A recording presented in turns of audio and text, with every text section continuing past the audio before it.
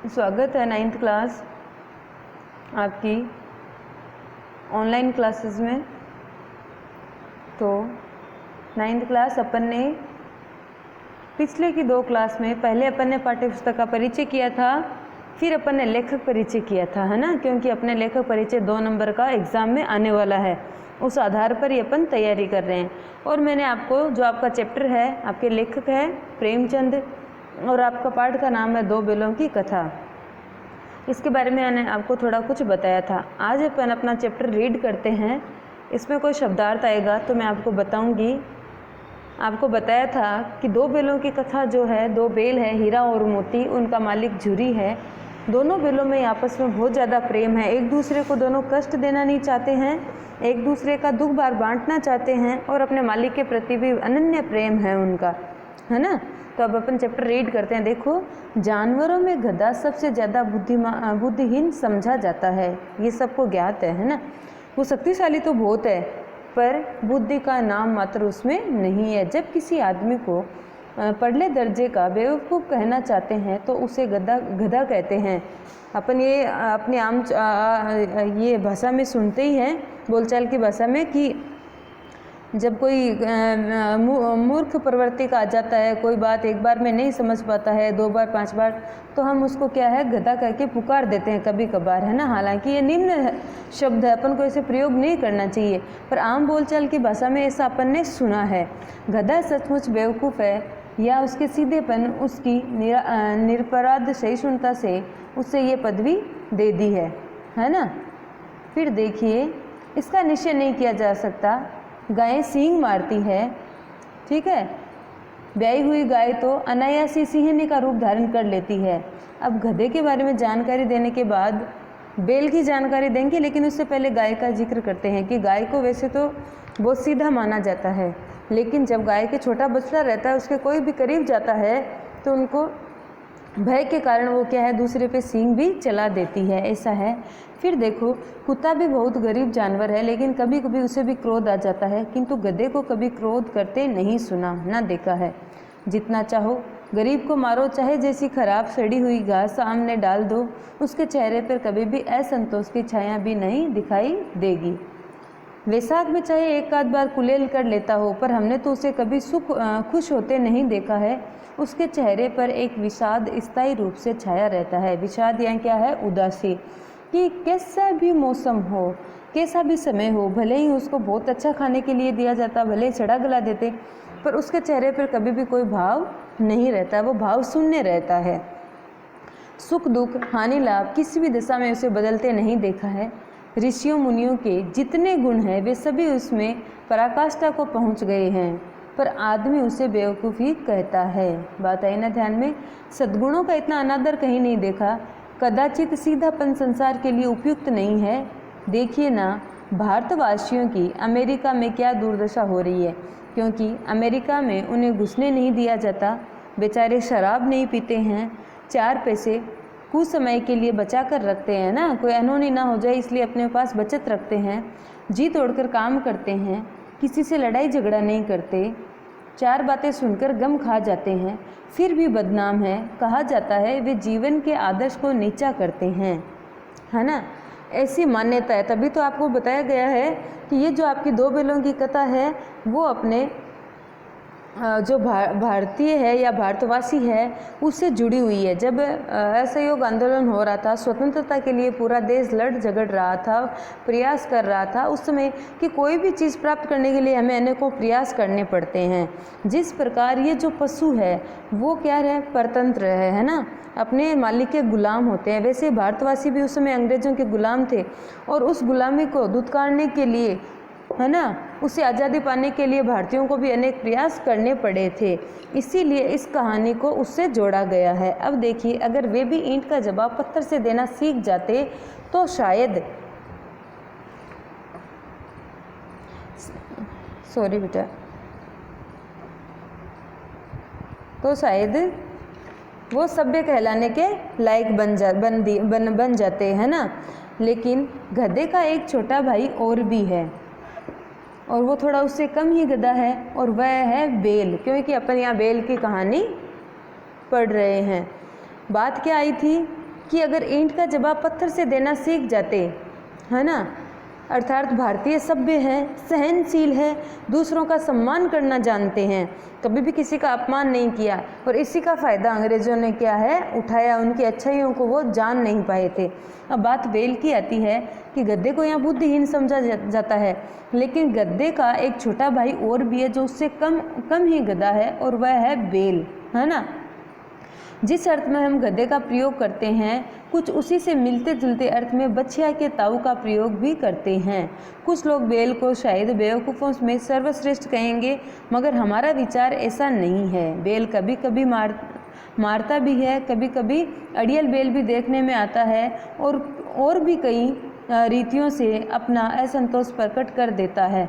अतः उसका स्थान गधे से थोड़ा क्या है नीचे है, उसे थोड़ा कम मूर्ख समझा जाता है ना। बात समझ में आ रही है ना। अब अपने दोनों बेलों की कथा सुनिए कि झूरी काछी के दोनों बेलों के नाम थे, है ना।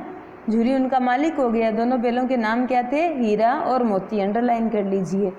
दोनों पछाई जाति के थे। पछाई है किससे आ गया? इनकी नस्ल है, पशुओं की जो नस्ल होती है ना उसकी बात आ रही है। देखने में सुंदर, काम में चौकस, डील में ऊंचे। बहुत दिनों साथ रहते रहते दोनों में भाईचारा हो गया था। पशु प्रवृत्ति होती ऐसी है, हम इंसानों को भी पशुओं से प्रेम हो जाता है, और पशु भी आपस में भी एक दूसरे का मान सम्मान करते हैं, प्रेम करते हैं, एक दूसरे के प्रति मन में प्रेम की भावना रहती है, और जो अपना उनका मालिक होता है उनसे भी उनका लगाव हो जाता है। ऐसा तो अपन ने अपने जीवन में भी अनुभव किया है। फिर देखिए, दोनों आमने सामने आसपास बैठे हुए एक दूसरे से मुख भाषा में विचार विनिमय करते थे, और सच में ऐसा अनुभव है, या ऐसा अपन को लगता भी है, महसूस होता है कि दो जानवर जब पास में बैठे हैं, भले उनका साथ चलने का देख लो, साथ पानी पीने का है, साथ घास फूस खाने का है, उनकी ऐसी दिनचर्या या उनके ऐसे व्यवहार जैसे लगता है कि आपस में एक दूसरे की भाषा या मन की बात क्या है समझ रहे हैं। एक दूसरे के मन की बात कैसे समझा जाता था हम नहीं कह सकते। अवश्य ही उनमें कोई ऐसी गुप्त शक्ति है, और होती है जानवरों में। वो मालिक के पीड़ा को भी समझ जाते हैं, है ना। घर में कोई क्षति होती है तो उनको भी उस चीज़ का दुख होता है, तो ये एक अद्भुत शक्ति है उनके अंदर, जानवरों के अंदर। फिर देखिए, जिसमें जीवों में श्रेष्ठता का दावा करने वाला मनुष्य वंचित है, दोनों एक दूसरे को चाट कर और सूंघ कर अपना प्रेम प्रकट करते हैं। कभी कभी दोनों सींग भी मिला लिया करते हैं, विग्रह के नाते से नहीं, केवल विनोद के भाव से, है ना। जरूरी नहीं है कि सींग जब लड़ाई होती है तभी चलाया जाता है। जब आपस में दोनों खुश होते हैं, अपना एक दूसरे का प्रेम प्रकट करना होता है, तो भी ऐसा किया जाता है। फिर देखिए, केवल आत्मीयता के भाव से, जैसे दोस्तों में घनिष्ठता होती है, धोल धप्पा होने लगता है, इसके बिना दोस्ती कुछ फुसफुसी, कुछ हल्की सी रहती है, जिस पर ज़्यादा विश्वास नहीं किया जा सकता। जिस वक्त ये दोनों बेल हल या गाड़ी में जोत दिए जाते हैं, गर्दन हिला हिला कर चलते हैं, उस वक्त हर एक की यही चेष्टा होती थी कि ज़्यादा से ज़्यादा बोझ मेरी ही गर्दन पर रहे। ये एक दूसरे के प्रति प्रेम ही है ना। जब दोनों एक साथ चल रहे हैं, दोनों ने एक साथ बोझा ढो रखा है, लेकिन मन में यही विचार रहता है कि ज़्यादा वजन मैं सहन करूं, है ना, ज़्यादा बोझा मैं ढोऊं, मेरे साथी को इसका अनुभव कम हो। फिर देखिए, दिन भर के बाद दोपहर या संध्या में दोनों खुलते तो एक दूसरे को चाट चूट कर अपनी थकान मिटा लिया करते थे। नाद में खली भूसा पड़ जाने के बाद दोनों साथ उठते, साथ नाद में मुंह डालते और साथ ही बैठते थे। नाद यहाँ ये घास फूस डालने का जो पात्र बनाया जाता है ना, उसकी बात कर रहे हैं। तो दोनों एक साथ ही घास फूस खाते थे, एक साथ ही बैठते थे, एक साथ ही उठते थे, एक साथ ही जल पीते थे। एक मुंह हटा लेता तो दूसरा भी हटा लेता था। भले ही संतुष्टि, जहाँ संतुष्टि का भाव दिख रहा है ना यहाँ, कि एक का पेट भरा दूसरे का नहीं भरा होगा, तो भी वो मन में संतुष्टि देकर दोनों एक साथ ही कार्य करते थे। संयोग की बात कि झूरी ने एक बार गोई को ससुराल भेज दिया। गोई यहाँ क्या है? दोनों की जो जोड़ी है ना, उसकी बात हो रही है। एक समय ऐसा आया कि कारणवंश दोनों हीरा और मोती को जोड़ी रूप में अपने ससुराल भेज दिया था। बेलों को क्या मालूम वे क्यों भेजे जा रहे हैं। समझे मालिक ने हमें बेच दिया है ना।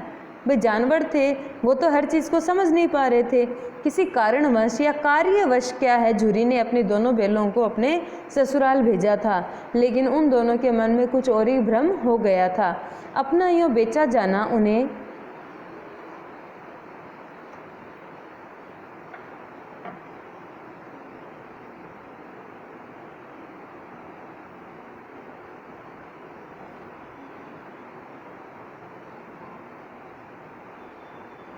अपना यहाँ बेचा जाना उन्हें अच्छा या बुरा कौन जाने, पर झूरी के साले गया को घर तक गोई ले जाने में दांतों पसीना आ गया था। बात आई ना ध्यान में। पाठ्य पुस्तक आपके पास होगी, वरना आप स्क्रीन पे से देख लेना, कभी थोड़ी प्रॉब्लम हो जाती है बेटा। तो जो झूरी का साला था, है ना, उसको गोई को ले जाने में, गया जो था ना, कौन था, झूरी का साला था, झूरी की जो पत्नी थी ना उसका भाई था। गोई मैंने बताया था दोनों की जोड़ी की बात कर रहा है कि जब झूरी ने तो उन्हें भेज दिया और उनके मन में ऐसा द्वेष भी आ गया था कि हम मालिक से इतना प्रेम करते हैं, है ना, उसके इतना काम करते हैं, लेकिन फिर भी आज उसने क्या है हमें बेच दिया था, लेकिन इसने बेचा नहीं था, ये तो उनको अनुभव हो रहा था। लेकिन जब गया उन दोनों को लेके जा रहा था तो दांतों पसीना आ गया। यहाँ देखो प्रेमचंद ने मुहावरे का भी प्रयोग किया है कि बहुत ज़्यादा परिश्रम करना पड़ा था दोनों को ले जाने में। पीछे से हाँकता तो दोनों दाएं बाएं भागते, पगिया पकड़कर आगे से खींचता, पगिया मतलब जो रस्सी डाली गई थी ना गले में पकड़ने के लिए, उसकी बात हो रही है। तो दोनों पीछे को जोर लगाते, मारता तो दोनों सींग नीचे करके हुंकारते। अगर ईश्वर ने उन्हें वाणी दी होती तो झूरी से पूछते, तुम हम गरीबों को क्यों निकाल रहे हो, हमने तो तुम्हारी सेवा करने में कोई कसर नहीं छोड़ी, है ना, कसर नहीं उठा रखी है। फिर देखो अगर इतनी मेहनत से काम न चलता था तो काम और ले लेते, हमें तो तुम्हारी चाकरी में मर जाना ही क्या था, कबूल था। हमने कभी दाने चारे की शिकायत नहीं की, तुमने जो कुछ खिलाया वह सर झुकाकर खा लिया। फिर तुमने हमें इस जालिम के साथ क्यों बेच दिया है। ऐसी मनोदशा किसकी हो रही है, ध्यान में आया ना आप सबको, 9th क्लास। क्योंकि उनको ये पता नहीं था कि उन दोनों को कुछ दिनों के लिए भेजा गया है, और ये चीज़ उनको पता नहीं थी। तो पूरी कहानी इस पर आधारित है कि इस बात से दोनों बैल अज्ञात थे, और अज्ञात होने के कारण उन्होंने वहाँ से भागने के अनेकों प्रयास किए। एक बार आ भी जाते हैं, वापस ले जाया जाता है, फिर भागते हैं, तो उनको बहुत सारी कठिनाइयाँ झेलनी पड़ती है। किस कारण से, कि वो इस बात से अनजान थे कि कुछ समय के लिए गए हैं। अगर भाई इनमें ऐसी शक्ति होती जानने की, सुनने की, कि अगर उनको कुछ दिनों के लिए भेजा जा रहा है तो शायद ऐसा नहीं हुआ होता। लेकिन अज्ञानतावश हीरा और मोती को बहुत कठिनाइयों का सामना करना पड़ा। अब देखिए गया उनको लेकर गया है, पूरे रास्ते में गया को ही उसने बहुत परेशान किया, पर वहाँ पहुँच गए और मन में बड़ा ही द्वेष था अपने मालिक के प्रति। संध्या समय दोनों बैल अपने नए स्थान पर पहुँचे। दिन भर के भूखे थे, लेकिन जब नाद में लगाए गए तो एक ने भी उसमें मुंह न डाला, इतने वो नाराज और रुष्ट हो गए थे। दिल भारी हो रहा था, जिसे उन्होंने अपना घर समझा था वह आज उनसे छूट गया था। ये नया घर, नया गांव, नए आदमी उन्हें बेगाने से लगते थे। उन्होंने मन में ऐसा विचार कर लिया था, उनको बिल्कुल भी ऐसा अच्छा नहीं लग रहा था कि उनके मालिक ने उन्हें क्यों भेज दिया गया है। दोनों ने अपने मुख भाषा में सलाह की, एक दूसरे को कनखियों से देखा और लेट गए, है ना। कनखियों से देखना तो आप लोगों को भी आता ही है, जब डांट पड़ती है तो देखते हैं ना एक दूसरे को। जब गांव में सोता पड़ गया तो दोनों ने जोर मारकर पगड़े तुड़ा डाले, जो रस्सियाँ थी ना पगड़े, और घर की तरफ चले। पगिए बहुत मजबूत थे, अनुमान न हो सकता था कि कोई बैल उन्हें तोड़ सकता था, क्योंकि गया ने बड़ी मजबूती से, उनको पता था कि ये बैल ऐसा भी कर सकते हैं, तो बड़ी मोटी रस्सी से उनको बांधा था। लेकिन वो भी उनके सामने क्या है, तुच्छ ही महसूस हुई। पर इन दोनों में इस समय दूनी शक्ति आ गई थी, एक एक झटके से ही रस्सियाँ क्या है टूट गई थी।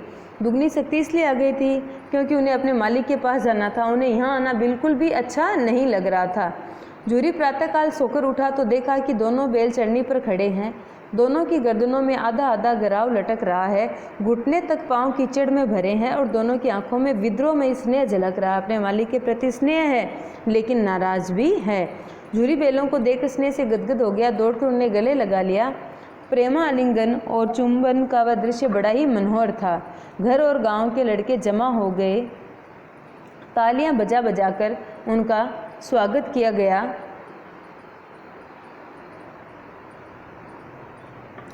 गांव के इतिहास में ये घटना अभूतपूर्व न होने पर भी महत्वपूर्ण थी, क्योंकि ऐसा पहले भी हुआ है। जरूरी नहीं है कि यहाँ हीरा और मोती का ही प्रेम प्रकट हो रहा है।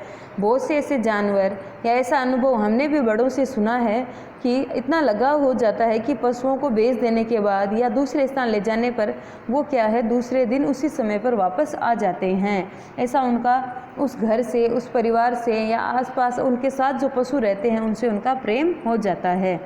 तो ये घटना कोई पहली घटना नहीं थी, लेकिन फिर भी गांव वालों के लिए क्या है, महत्वपूर्ण थी। बाल सभा ने निश्चय किया दोनों पशु वीरों को अभिनंदन पत्र देना चाहिए।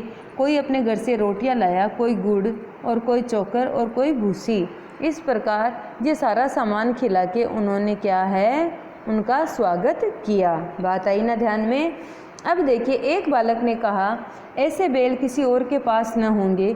दूसरे ने समर्थन भी किया, इतनी दूर से दोनों अकेले चले आए हैं, रास्ता भी क्या है, भटका नहीं है। तीसरा बोला बैल नहीं, ये तो उस जन्म के आदमी है। इनका प्रतिवाद करने का किसी को साहस न हुआ। झूरी की स्त्री ने बैलों को द्वार पर देखा तो जल उठी, बोली कैसे नमक हराम बैल है, एक दिन वहाँ काम न किया और भाग खड़े हुए। वो उसकी जो झूरी की पत्नी थी वो भी बैलों की मनोदशा नहीं समझ पा रही थी कि वो क्यों आ गए हैं। झूरी अपने बैलों पर ये आक्षेप सुन न सका।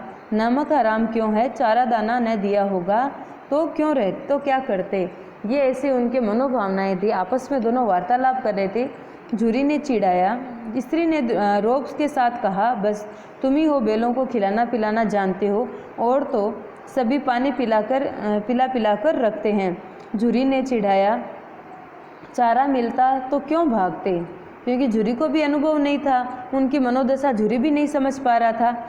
स्त्री चिड़ी भागे इसलिए कि वे लोग तुम जैसे बुद्धुओं की तरह बैलों को सहलाते नहीं हैं, खिलाते हैं तो रगड़कर जोतते भी हैं, अर्थात उनसे काम भी लेते हैं। ये दोनों ठहरे कामचोर भाग निकले। अब देखो कहाँ से खली और चोकर मिलता है। सूखे भूसे के सिवा कुछ न दूंगी, खाए चाहे मरे। क्योंकि झूरी की पत्नी रुष्ट हो गई थी, है ना। वही हुआ, मजूर को कड़ी ताकीद कर दी गई, है ना, कि बैलों की खाली भूसा ही, सूखा भूसा ही दिया जाए। बैलों ने नाद में मुंह डाला तो फीका फीका, न कोई चिकनाट न कोई रस, क्या खाए। आशा भरी आंखों से द्वार की ओर ताकने लगे। झूरी ने मजूर से कहा थोड़ी सी खली क्यों नहीं डाल देते, मालकिन मुझे मार डालेगी, चुरा कर ही डालना। ना दादा, पीछे से तुम उन्हीं की सी कहोगे। ऐसा मजदूर और झूरी का वार्तालाप था। तो इस प्रकार अपन ने दो बैलों की कथा का एक भाग पढ़ा है, जिसमें क्या है, हीरा और मोती का अपने मालिक के प्रति प्रेम प्रकट हुआ है। विद्रोह की भावना भी सामने आई है, क्योंकि वो इस बात से अज्ञात, उनको अनजान थे कि उनके मालिक ने उनको बेचा नहीं है, कुछ समय के लिए ही भेजा है। लेकिन इस अज्ञानता के कारण वो क्या है, वहाँ से आ गए हैं। और वहाँ से आने के बाद गांव वालों ने तो उनका बड़ा ही स्वागत किया, लेकिन झूरी की जो पत्नी है वो क्या है, उनसे रुष्ट हो गई है। ऐसा अपन ने पढ़ा है।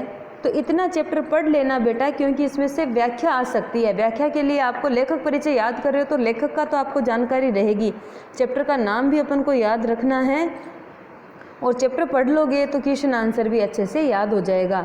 नेक्स्ट क्लास में आगे का भाग पढ़ेंगे।